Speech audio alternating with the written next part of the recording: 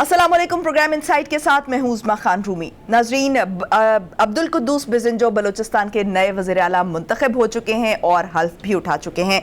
2018 के आम इंतखाबात के बाद वो वज़ीर आला के उम्मीदवार थे, मगर कोशिशों के बावजूद वज़ीर आला नहीं बन सके थे। ताहम स्पीकर बलूचिस्तान असम्बली के तौर पर उन्होंने हल्फ उठा लिया था। अगरचे वो सूबाई असम्बली के स्पीकर रहे, मगर उनके और जाम कमाल खान के दरमियान जो है वो इख्तलाफात मौजूद रहे और मंजर आम पर भी आते रहे। और पहली मरतबा ऐसा हुआ कि बाप के अराकीन, अपनी ही पार्टी के अराकीन जो हैं वो अपोजिशन के साथ मिलने के लिए तैयार हो गए और जाम कमाल के खिलाफ खड़े हुए और उनके खिलाफ तहरीक अदम एतमाद लाए। इसी तमाम सूरत हाल पर बात करने के लिए और ये जानने के लिए कि क्या विजन में तब्दीली आएगी जाम कमाल खान के बाद और पॉलिसी में क्या तब्दीली आएगी, हमें इस वक्त ज्वाइन किया है रहनुमा बलूचिस्तान अवामी पार्टी सरदार अब्दुर्रहमान खेतरान साहब ने। अब्दुर्रहमान साहब, आपको मैं प्रोग्राम में खुश आमदीद कहूंगी। अब्दुर्रहमान साहब, सबसे पहले तो मैं ये जानना चाहूंगी कि जाम कमाल खान के साथ जो इख्तलाफात की नौयत थी वो क्या थी?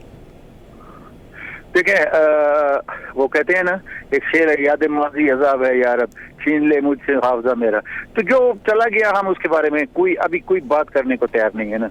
वो अब एक बहुत अच्छे इंसान हैं, अपने कबीले के बड़े हैं, हम आज भी उसकी रिस्पेक्ट करते हैं, लेकिन वो एक गुड एडमिनिस्ट्रेटर नहीं था, लिहाजा उसको मैं इसी लिहाज से ये जानना चाह रही हूँ। मैं आपके अपने ज़ाती इख्तलाफात की बात नहीं करी, मैं वो सियासत में जिन बुनियादों पर उनके इख्तलाफात आपके साथ थे, ऑब्वियसली वो एडमिनिस्ट्रेटिव लेवल पर ही थे, तो उसकी नौयत क्या थी? मतलब वो क्या जो है वो इख्तलाफात थे?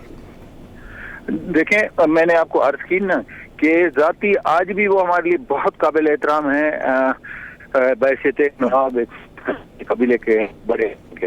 बाकी एडमिनिस्ट्रेटिव जो इख्तलाफात थे, क्योंकि वो स्टेप डाउन कर गए, आज उसको दोहराने का कुछ फायदा ही नहीं है ना। आप किसी की बाइटिंग हम करना चाहते हैं, मतलब आज के सियासी हवाले से आप आगे चलें, उसको याद माजी हो गया है। ठीक, अच्छा, इख्तलाफात चलें जिस भी नौयत के थे, अब हम विजन में तब्दीली देख सकते हैं, इसका मतलब है, तो वो विजन क्या होगा? इंशाल्लाह हम अगले 15 दिनों में बैठ के, क्योंकि कल ही तो गवर्नमेंट हमारे सीएम ने हल्फ उठाया, इसका आखिरी मरहला ये है कि गवर्नमेंट फॉर्मेशन इंशाल्लाह वो भी चंद दिनों में हो जाएगी, कैबिनेट बन जाएगी।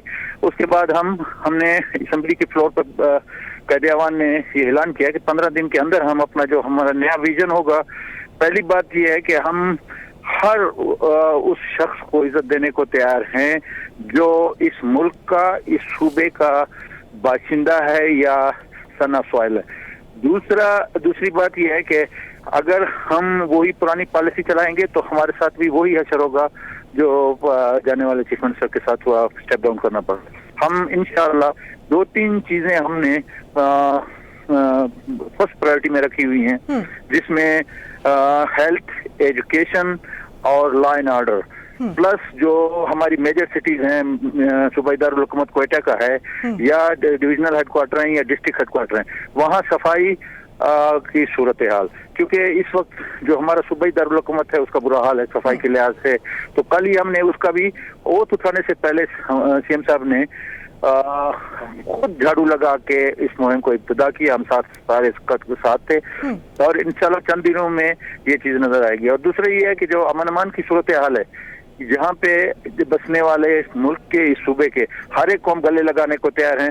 शर्त यह है कि वो सब जिलाली परचम को तस्लीम करेगा और जो हमारे लॉ इन्फोर्सिंग एजेंसीज हैं उनकी एहतराम करेगा। इस सिलसिले में भी इंशाल्लाह अगले 15 दिनों में आपका ये हमारा विजन आप लोगों के सामने आ जाएगा। थर्ड वन इज हेल्थ, जो बुनियादी चीज है। इस वक्त सूबाई दारुल हुकूमत क्वेटा के हॉस्पिटल की ये हालत है कि पिछले दिनों आईसीयू में कुत्ता फिर रहा था, तो ये पोजीशन थी। तो ये फर्स्ट प्रायोरिटी हमारी, और उसमें हमने बहुत सारी चीजें कल ये की हैं। हम इसमें तब्दीली लाएंगे, डॉक्टरों को पाबंद बनाएंगे और उनके जो यंग डॉक्टर हड़ताल पे थे, ये सिलसिला अब इंशाल्लाह नहीं होगा। एजुकेशन के हवाले से भी हम इसी तरीके से हंगामी बुनियादों पर, अगर हमें यहाँ टीचर अवेलेबल ना हुए तो हम कॉन्ट्रैक्ट पर, एडॉक बेसिस पर दूसरे सूबों में, क्योंकि पंजाब सबसे बड़ा सूबा है, पॉपुलेशन भी है और उधर एजुकेशन का मेयार भी ज्यादा है, तो हम एक्स्ट्रा پورا ان کو چیزیں انسینٹیو دے کے ہم لائیں گے تاکہ اس کو بوسٹ کریں. تو یہ 2-3 سیکٹر تو ہیں, باقی آہستہ آہستہ ہمارے پاس ٹائم بالکل نہیں ہے, 17-18 مہینے ہیں. انشاءاللہ ہم چاہتے ہیں کہ جب ہم یہ پروسیس ختم ہو 2023 میں نئے پروسیس میں جائیں تو کم از کم ان کو 3 سال اور 18 مہینے کا ڈفرینس تو کم از کم نظر آئے. یہ نہیں ہے کہ ہمارے پاس اللہ کا چراغ ہے کہ ہم وہ گھمائیں گے اور سب چیز سٹریم لائن ہو جائے گی. تو یہ ہمارا ویژن ہے. صحیح ہے. ہم امید کرتے ہیں کہ عبدالقدوس بزنجو صاحب کو پہلے کچھ کم وقت ملا تھا, اب کچھ زیادہ وقت ملا ہے تو وہ بہتر پرفارم کر سکیں. اچھا, مسنگ پرسنز جو ہے وہ بلوچستان کا ایک بڑا مسئلہ ہے, تو اس حوالے سے کیا بہتر پالیسی جو ہے وہ اب اپنائی جائے گی؟ جہاں تک مسنگ پرسنز کا سوال ہے, میں سمجھتا ہوں بحیثیت بلوچستان کے باشندے کے کہ کچھ لوگوں نے یہ ایشو بنایا ہے کہ مسنگ پرسن اس کو ایک ایشو بنایا ہے. ایز سچ کچھ لوگ اپنی خوشی سے کہیں پہ جا کے کہیں کسی نے رشیا میں, کسی نے یورپ میں, کسی نے امریکہ میں SLM بھی لیے ہوئے ہیں, سلسلہ بھی کیا ہوا ہے, کچھ اپنے قبائلی حساب سے بھی ہوں گے, لیکن ہم یہ نہیں کہتے کہ مسنگ پرسن نہیں ہے. تو یہی میں نے آپ کو کہا نا کہ ہماری فرسٹ پرائرٹی ہے امان. دیکھیں اس صوبے کو ہم نے مل کے چلانا ہے. اس صوبے میں بسنے والا ہر بلوچ, پٹھان, پنجابی, سندھی, سرائکی جو بھی ہے وہ اس کا باسی ہے, وہ اس سرزمین کا مالک ہیں. تو ہم ان کے ساتھ بیٹھیں گے. جیسے ہی ہماری فارم ہوتی ہے, ہوم منسٹر بنتا ہے, دوسرے ہے, سلسلہ ہے, ہم ایک کمیٹی بنائیں گے. ہم ایک جو مثال کے طور پر قداور شخصیات ہیں, سردار اختر جان مینگل صاحب ہیں, اسی طریقے سے محمود خان اچکزئی صاحب ہیں, اسی طریقے سے مولانا فضل الرحمان صاحب ہیں, اور یہاں پہ ان کے امیر ہیں مولانا عبدالواسع صاحب ہیں. اسی طریقے سے جو میجر پارٹیز ہیں, نواب ثناء اللہ زہری صاحب ہے جو پیپل پارٹی میں چلے گئے, یہ قداور شخصیات ہم سارے بٹھا کے میں نے گزارش کی کہ اگلے 15-20 دنوں میں ہم ایک واضح پالیسی دے دیں گے کہ مسنگ پرسن کیا ہے, اور ان کا چیپٹر بھی انشاءاللہ ہم کلوز کر کے دکھائیں گے اسی 18 مہینے میں. صحیح بھائی, بیوروکریسی جو ہے وہ اس کے حوالے سے کیا آپ کی اسٹریٹجی ہوگی؟ کیونکہ جو پچھلا ٹینیور تھا بزنجو صاحب کا, اس میں بیوروکریسی جو ہے وہ کافی آزاد تھی اپنے کام میں, اپنے معاملات میں. کس کے دور میں؟ جو قدوس بزنجو صاحب کا جو پچھلا دور تھا.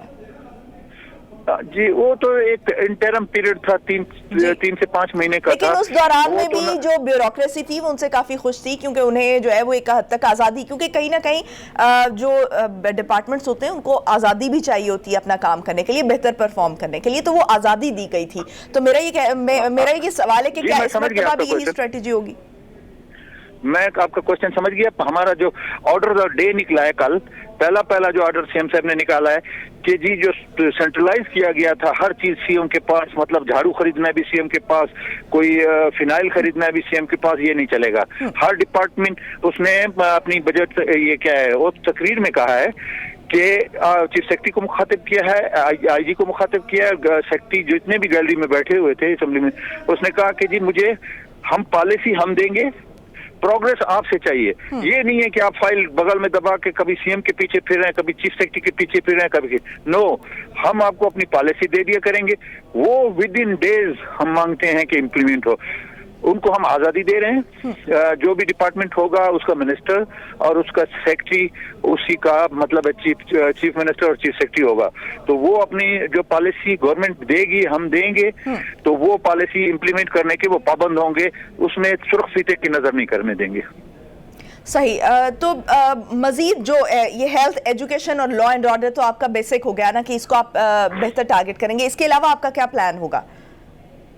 یہی میں نے آپ کو مختصراً بتایا نا کہ جی 26-28 یہ ڈپارٹمنٹس ہیں جو میجر ڈپارٹمنٹ, سب کو ہم خود مختار کریں گے کہ وہ اپنے, مثال کے طور پر ابھی ریکروٹمنٹ ہے تو پہلے فائل آتی تھی ایک دفعہ ایڈمنسٹریٹو اپروول کے لیے فائنانس جا رہی ہے, پھر ادھر سے واپس اسی ڈپارٹمنٹ میں جا رہی ہے, وہ پھر سمری بنا کے چیف سیکرٹری کے ذریعے سی ایم کو جا رہی ہے, پھر سی ایم اس کو اپروول دے رہا ہے اور اس کے بعد پھر واپس آ رہی ہے, پھر جب اخبار میں جانے لگتی ہے پھر اس کی جو ہے نا ایک اس کی زیارت کروانی تھی سی ایم کو کہ جی وہ زیارت کر لے کہ غلط ہے صحیح ہے, پھر اس کے بعد جب وہ میرٹ پہ یا جو بھی سلسلہ تھا اس میں بھرتی ہو جاتی,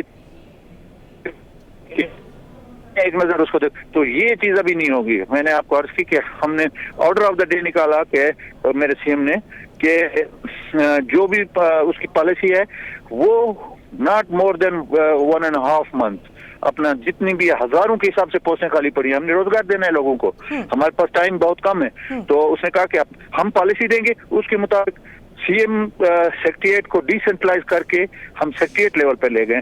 تو یہ سب سے بڑی جو پرابلم ہے بے روزگاری کا جس کی وجہ سے لوگ پہاڑوں پہ چلے جاتے ہیں، وہ پہلا سٹیپ ہمارا ہوگا انشاءاللہ. صحیح. اور انفراسٹرکچر کے حوالے سے آپ کا کیا پلان ہے؟ کس چیز کا انفراسٹرکچر، یہ روڈز وغیرہ کا؟ اور تو میں نے بتا دیا آپ کو کہ ہم اگلے 15-20 دن آپ انتظار کریں، پالیسی دیں گے. جی سی پیک بہت اہم ہے. سی پیک کے حوالے سے آپ کی کیا اسٹریٹجی ہوگی، کیا ویژن؟ سی پیک کی جو پاکستان کی پالیسی ہے انشاءاللہ وہ فالو ہوتی رہے گی.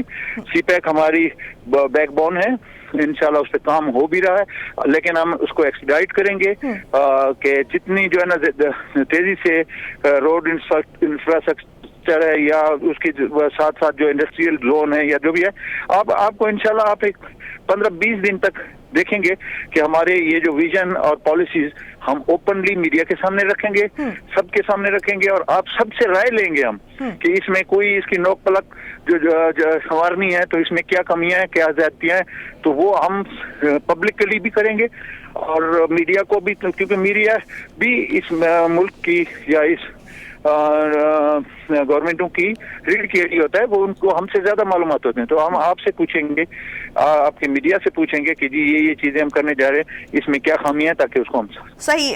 کھیتران صاحب آپ ہمارے ساتھ ہی رہیے گا، مجھے بریک لینے کا کہا جا رہا ہے، بریک سے واپس آئیں گے اور پھر یہیں سے بات کے سلسلے کو آگے بڑھائیں گے. Stay with us.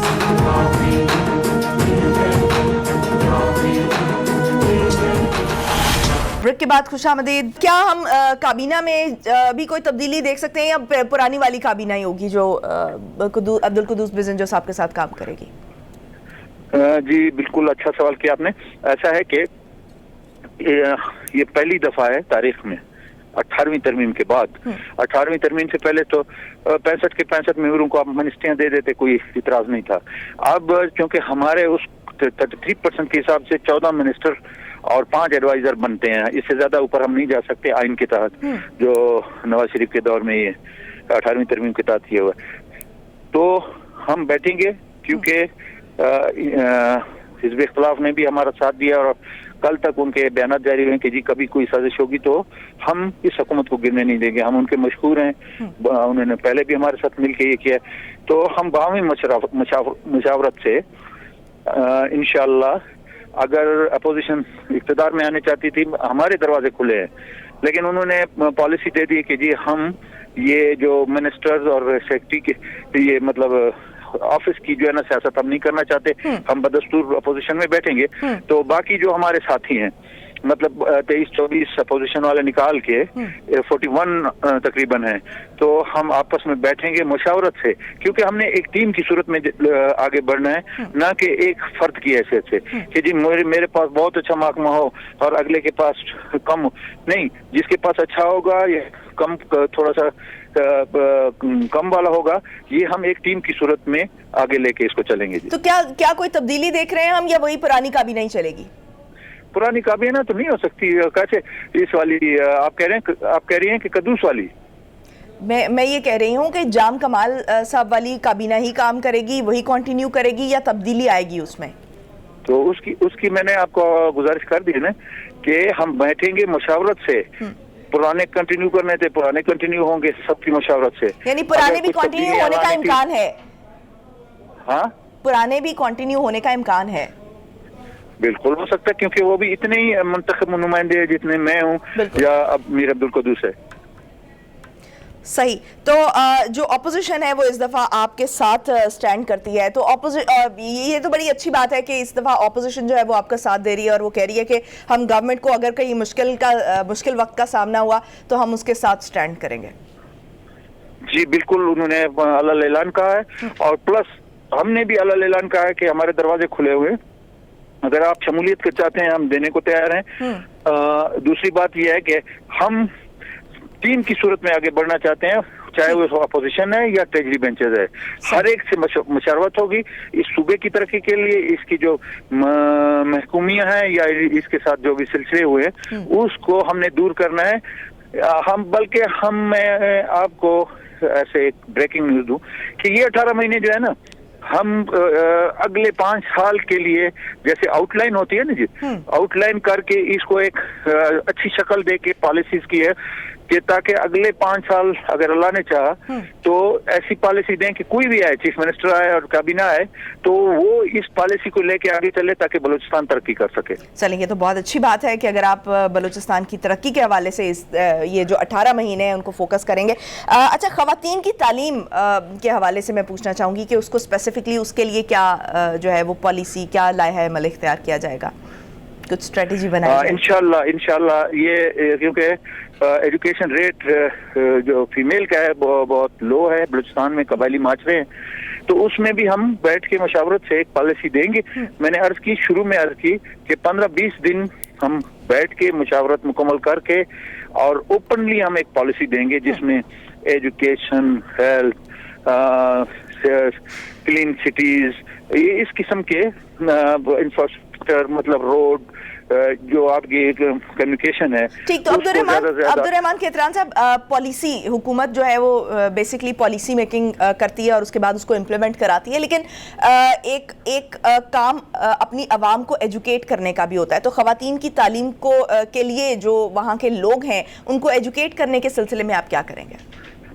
बिल्कुल, मैं आपको एक छोटी सी मिसाल दूं कि हम उस लेवल तक भी जाएंगे कि एक मौलवी होता है जो मस्जिद में 5 टाइम वो बाजमात नमाज पढ़ाता है, तो अगर उनको हमने स्टिपेंड्स की सूरत में उनको मतलब फाइनेंशियली हमें सपोर्ट करनी पड़ी, तो उस लेवल तक भी जाएंगे कि वो मोटिवेट करे वालिदैन को, खासकर मेल और उनकी जो मौलवी की घर वाली है फीमेल तक उनकी होती है कि जी इस वक्त तालीम के बगैर कोई जिंदगी नहीं है। तो मोटिवेशन के लिए मैंने आपको एक छोटी सी मिसाल दी जो मेरे ज़हन की है, अभी तो बैठ के हमने अगली पॉलिसी बनानी है, तो हम मौलवी तक को हायर करेंगे स्टिपेंड की सूरत में कि वो जाके मोटिवेट करे खानदानों को।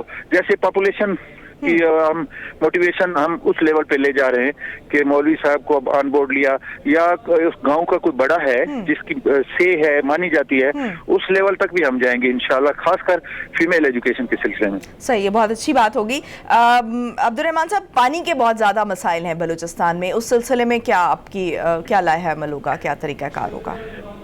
जी बिल्कुल, बहुत अच्छा क्वेश्चन है, क्योंकि पानी का मसला थ्रू आउट द वर्ल्ड ये उठा हुआ है। कहते हैं कि अगली जंग जो होगी वो पानी पर होगी, तो वाटर लेवल बलूचिस्तान में भी बहुत नीचे चला गया है। तो हम इंशाल्लाह अगले चंद दिनों में आप देखेंगे कि प्राइम मिनिस्टर के साथ हमारी मीटिंग होगी, टोटल जो हमारे पार्लियामेंटेरियन है उनके साथ हम कोशिश कर रहे हैं कि अगले चंद दिनों में प्राइम मिनिस्टर के साथ बैठ जाए। बुनियादी पानी को अपग्रेड करने के लिए या वाटर लेवल अप करने के लिए हमें डैमों की जरूरत है, तो उसमें चूंकि हमारे इतने रिसोर्सेज नहीं हैं अपने लेवल पे, तो हम कर रहे हैं, तो हम वजीर आजम और मरकज से मदद मांगेंगे कि इसमें हमारी मदद फरमाएं, ताकि जहाँ पे आपका आधा पाकिस्तान तो एक सूबा है ना जी, बलूचिस्तान, तो यहाँ पे बागात खुश्क हो गए, सिलसिले हो गए, इवन अभी तो मतलब है कि पीने का पानी का मसला भी पड़ा हुआ है, खासकर कोयटा में बहुत बड़ा मसला है। तो इसके लिए मांगी डैम वगैरह तो हमने कुछ प्रोजेक्ट शुरू किए हैं, कागजों की हद तक तो थे, अब उनको इम्प्लीमेंट करेंगे इंशाल्लाह। सही, और डैम के लिए भी जो है वो कोशिश की जाएगी, आपने कहा? जी बिल्कुल, प्राइम मिनिस्टर से हम गुजारिश करेंगे, पहले भी उन्होंने एक प्रोजेक्ट दिया है 100 डैम्स का चल रहा है, तो उसमें चंद डैम बन गए। हम मतलब इमरजेंसी बेसिस पे पीएम साहब से गुजारिश करेंगे जब हमारी मुलाकात होगी कि मेहरबानी करके कोई अच्छा बड़ा पैकेज 200, 400, 500 डैम का दें, ताकि क्योंकि डैम ही मानसून की कुछ इलाके हमारे रेंज में है, बारिशें तो अच्छी होती हैं लेकिन वो ड्रेन हो जाती हैं सारी, तो अगर स्टोर होंगे, चेक डैम है या बड़े डैम है, तो वाटर लेवल ऊपर आएगा, फिर तो मसला नहीं है। सोलर पे भी हम जा सकते हैं, बिजली के सिलसिले में भी जा सकते हैं, बिजली का बहुत बड़ा बहरान है, गैस का कोयटा के लिए बहुत बड़ा बहरान है, तो इस वक्त तो बहुत ज्यादा चैलेंज हमारे सामने है, लेकिन हम कोशिश करेंगे कि जितनी जल्दी मुमकिन हो सके इन चैलेंजेस का मुकाबला करें और इनको रिजॉल्व करें। सही, इन चैलेंज मुकाबला किया जाए और जितनी जल्दी हो सके इनको रिजॉल्व किया जाए। बहुत शुक्रिया, अब्दुर्रहमान खेतरान साहब हमारे साथ मौजूद थे। नाज़रीन, प्रोग्राम में वक्त हुआ एक ब्रेक का, हमारे साथ रहिएगा।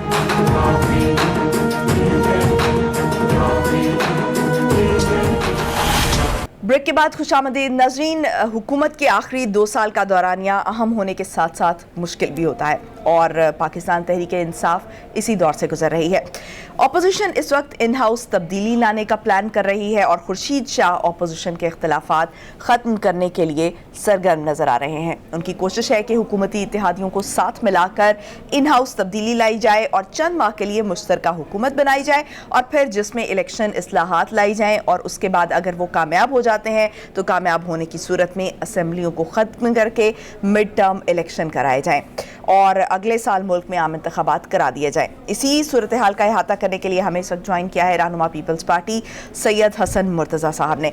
हसन मुर्तज़ा साहब, आपको प्रोग्राम में मैं खुशामदीद कहूँगी। मुर्तज़ा साहब, बलूचिस्तान में हुकूमत की तब्दीली और फिर कलअदम तहरीक लब्बैक एक मरतबा फिर से सड़कों पर है और कुछ अर्सा कबल जो हमने तैनातियों में जो कशमकश देखी हुकूमत और इस्टेब्लिशमेंट के दरमियान, तो क्या आप समझते हैं कि कुछ बड़ी तब्दीलियों की तरफ ये कुछ इंडिकेट कर रही है? बहुत शुक्रिया जी। देखें, ये हमारी जिन चीज़ों का आपने जिक्र किया, जिसमें TLP का धरना है, जिसमें बलूचिस्तान हुकूमत की तब्दीली है और जिसमें आप समझती हैं कि हमारी जो अफवाज पाकिस्तान है उनमें तैनातियों का जो इशू है, ये सारी एक एहसन तरीके से और खुश असलूबी से ये तमाम काम जो है सरअंजाम दिए जा सकते थे अगर हुकूमत इसमें मुल्क चलाने में सीरियस होती, मुल्क की कोई संजीदा क़यादत होती, ये मामलात आराम से हल हो सकते थे और ये पहले भी होते रहे हैं। हमारी हुकूमत का अगर आप देखें तो एक अहम तैनाती से लेकर नोटिफिकेशन से लेकर बल्दियाती इलेक्शन की नोटिफिकेशन तक कोई भी दुरुस्त नहीं कर सके। ये हमारा बल्दियाती जो नोटिफिकेशन हुआ है बहाली का, वो भी दुरुस्त नहीं है।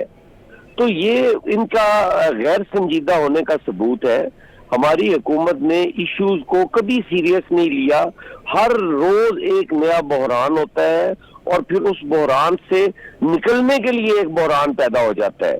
अब TLP का इशू है, हुकूमत ने आज तक कभी तहरीरी मुआहदे नहीं किए, कभी ये टाइम नहीं लिया कि जी हमें ये 2 महीने दे दो, 3 महीने दे दो, हम सफीर मुल्क से निकाल देंगे। किस तरह आप दुनिया से आइसोलेट होकर रह सकते हैं? किस तरह ये मुमकिन है कि आप एक सफीर को निकालते हैं और तवक्को करते हैं कि यूरोपियन यूनियन आपके साथ खड़ी होगी? नहीं खड़ी होगी। पूरा आधी दुनिया हमारे खिलाफ हो जाएगी। ये मुमकिन नहीं था। इसका वादा करने की भी जरूरत नहीं थी, इस पे टाइम लेने की भी जरूरत नहीं थी।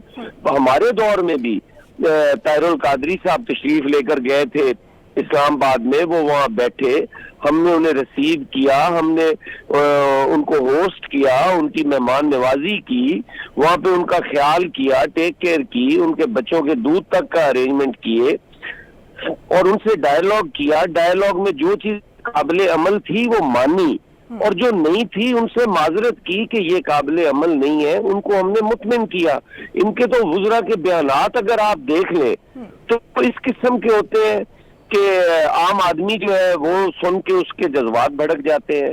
फवाद चौधरी साहब को देख लें, शेख रशीद साहब को देख लें, और इस तरह का उनका जो है रवैया, ये इंतहाई जो है गैर संजीदा है और ये हुकूमत के खुद बहरान पैदा करते हैं और ये आइंदा भी रहने हैं। हसन मुर्तज़ा साहब, लेकिन हमने ये भी तो देखा है कि जो माजी में हुकूमतें हैं वो भी इसी तरह से ट्रीट करती रही हैं। जब वो सड़कों से निकल आते हैं, इस्लामाबाद तक पहुंच जाते हैं और फिर इस तरह से करके कुछ ना कुछ करके किसी न किसी, कभी रिज़ाइन देना पड़ता है, कभी कुछ और मामला तय करने पड़ते हैं, तो कहीं ना कहीं तो सेटलमेंट करनी पड़ती है। लेकिन दूसरी तरफ अगर कोई रियासत को नुकसान पहुँचाएगा या फिर आवाम के जानो माल को नुकसान पहुँचाएगा तो फिर ये तो रियासत की जिम्मेदारी बन जाएगी ना कि उसको सख्ती से ट्रीट किया जाए।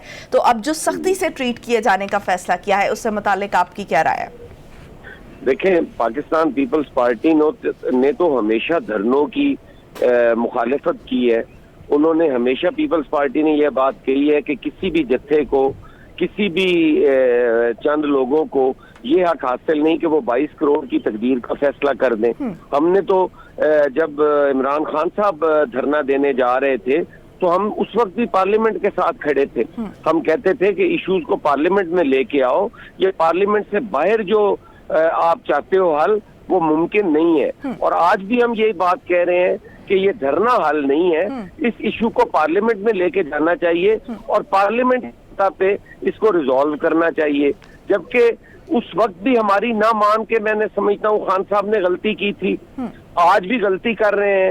آج TLP والے بھی جو ہے, ہم سارے جو ہیں وہ عاشق رسول ہے, ہم سارے ناموس رسالت پر جانے قربان کرنے کو تیار ہے.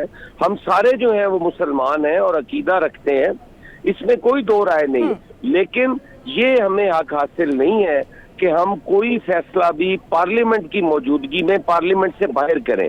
ہم کہتے ہیں کہ پارلیمنٹ میں جاؤ اور پارلیمنٹ میں ڈسکشن کی جائے. اچھا حسن مرتضیٰ صاحب, میرا سوال یہ تھا کہ کیا یہ جو ساری تبدیلیاں ہم دیکھ رہے ہیں یا یہ ساری جن کی طرف میں نے انڈیکیٹ کیا, اشارہ کیا, تو یہ کیا کوئی بڑی تبدیلی متوقع ہے؟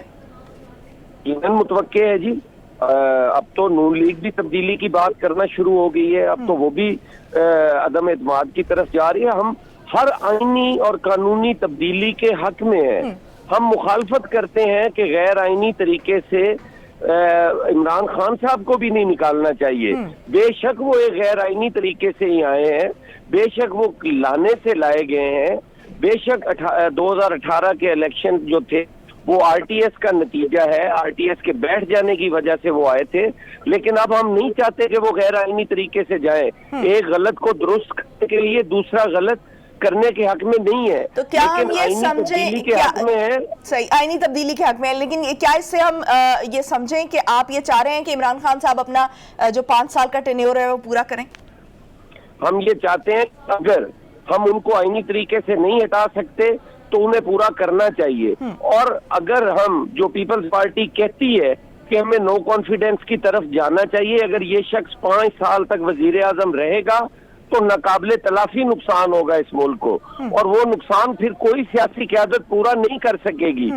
یقیناً اس کو جانا چاہیے لیکن آئینی طریقے سے. صحیح. تو جو آپ نے کہا ہے کہ تحریک عدم اعتماد لانے کا پلان بن رہا ہے اور اس سلسلے میں آپ کے جو نون لیگ سے بھی رابطے ہوئے ہیں, تو اس میں کیا سیٹلمنٹ کچھ نظر آئی ہے آپ کو؟ دیکھیں, نون لیگ سے ہمارا کوئی رابطہ نہیں ہے جی. اچھا. اور نون لیگ پہلے یہ نہیں چاہتی تھی, کیونکہ نون لیگ کو پتہ ہے کہ اگر ہم عمران خان کو تبدیل کر لیں گے تو شاید کوئی ایسی قوت جو کیو لیگ کی شکل میں ہو یا کوئی اور ہو تو ہمیں پولیٹیکل نقصان زیادہ ہوگا. تو اس سے بچنے کے لیے وہ چاہتے ہیں کہ ہم ان کی بیڈ گورننس آنے والے الیکشن میں کیش کروائیں اور اس کے بلبوتے پر ہم جیتے. ہم یہ کہتے ہیں کہ آپ اپنی پارٹی کا فائدہ سوچ رہے ہو, پاکستان کا فائدہ یہ ہے کہ عمران خان فی الفور فارغ ہو. تو مرتضیٰ صاحب, حسن مرتضیٰ صاحب, بات یہ ہے کہ اپوزیشن کو پھر متحد ہونا پڑے گا اگر وہ عمران خان صاحب کے خلاف جو ہے وہ کھڑے ہونا چاہتے ہیں, سٹینڈ لینا چاہتے ہیں, تو پھر تو اپوزیشن کو متحد ہونا پڑے گا ایک مرتبہ پھر سے. تو کیا اس طرف کچھ جو ہے وہ آپ اکٹھے ہونے کی کوشش کر رہے ہیں؟ کیونکہ خورشید شاہ صاحب جو ہیں وہ تو اس وقت بڑے سرگرم دکھائی دے رہے ہیں کہ وہ اپوزیشن کو اکٹھا کرنے کی ایک مرتبہ پھر سے کوشش کر رہے ہیں, ملاقاتیں بھی کرنے جا رہے ہیں.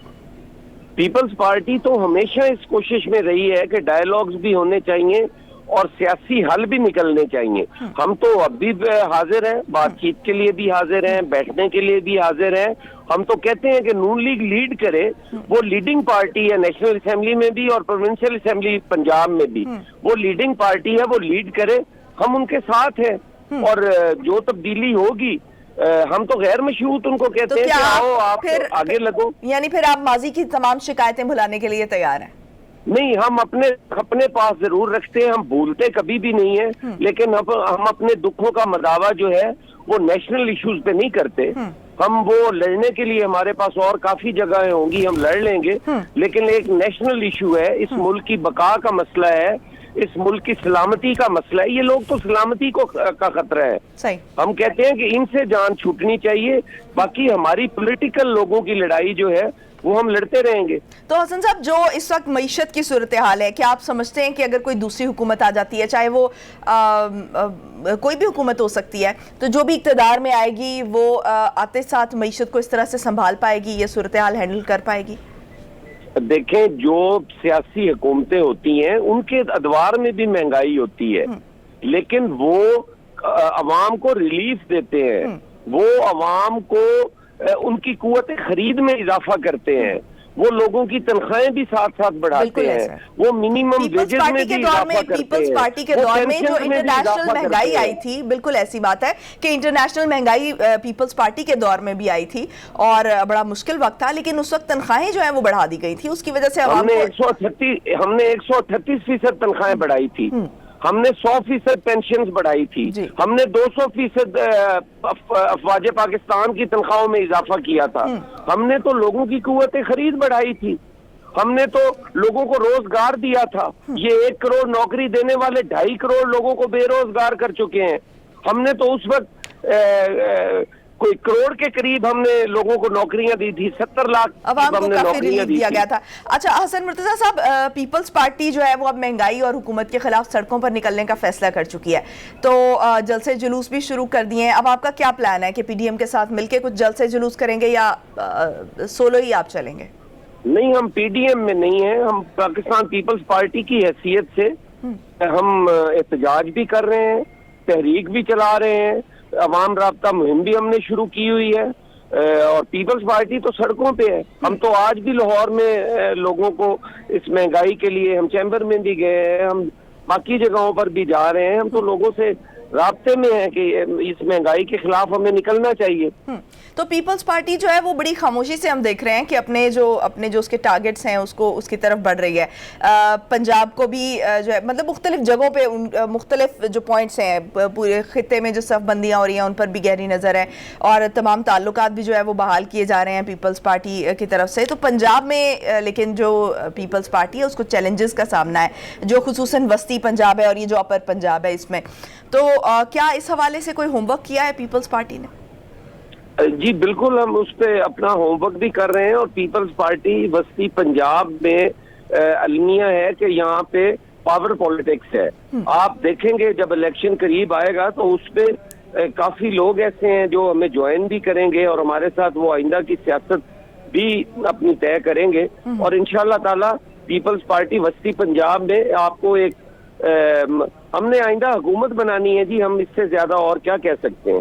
صحیح. تو ہم دیکھ رہے ہیں کہ بڑی متحرک ہوئی ہے پیپلز پارٹی, تنظیم سازی بھی نظر آ رہی ہے پیپلز پارٹی کے اندر, پھر عالمی منظرنامے پہ جیسے میں نے پہلے بھی ذکر کیا کہ تبدیلیاں جو ہو رہی ہیں رونما ہو رہی ہیں اس پر بھی گہری نظر رکھے ہوئے, پھر اسٹیبلشمنٹ کے ساتھ بھی کچھ تاثر ایسا مل رہا ہے کہ ان کے ساتھ ان کے تعلقات جو ہے وہ بحال ہو رہے ہیں. تو کیا آپ نے کچھ فورسی کر لیا ہے, کیا انتخابات ہونے جا رہے ہیں؟ نہیں, انتخابات پیپلز پارٹی تو 2023 میں ہی دیکھ رہی ہے. ہم ان ہاؤس چینج جو ہے اس کی ہم دیکھ رہے ہیں کہ انشاءاللہ تعالی مستقبل قریب میں ان ہاؤس چینج جو ہے وہ ناگزیر ہوتی جا رہی ہے. صحیح.